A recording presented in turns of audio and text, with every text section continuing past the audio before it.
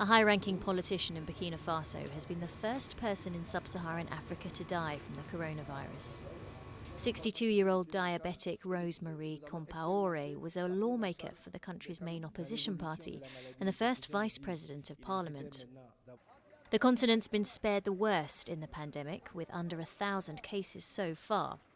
Africa is well versed in reacting to outbreaks, but experts warn that poor health services, poverty and conflict could hamper its response.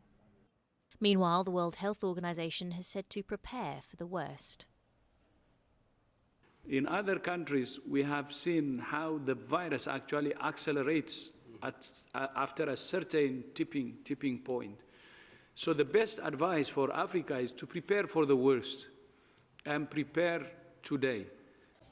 On the ground in Africa, its impact is widely felt.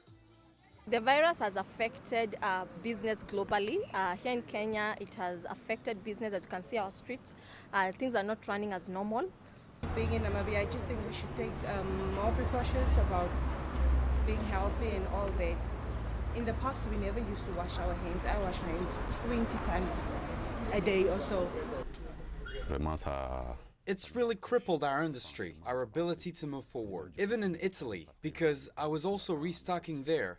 People don't really have that much money, and I don't think people will want to spend that much money on getting tested. I don't think it's a first priority for a lot of South Africans.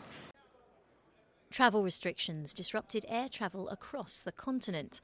Departure terminals have been crammed with people wanting to get home before bans took effect. Near empty aeroplanes and then abandoned terminals upon arrival in Europe have also been commonplace. Meanwhile, those travelling through airports, like the major hub of Ethiopia's Addis Ababa, have been subject to temperature checks. Looking at smaller scale effects, everyday routines have been stopped.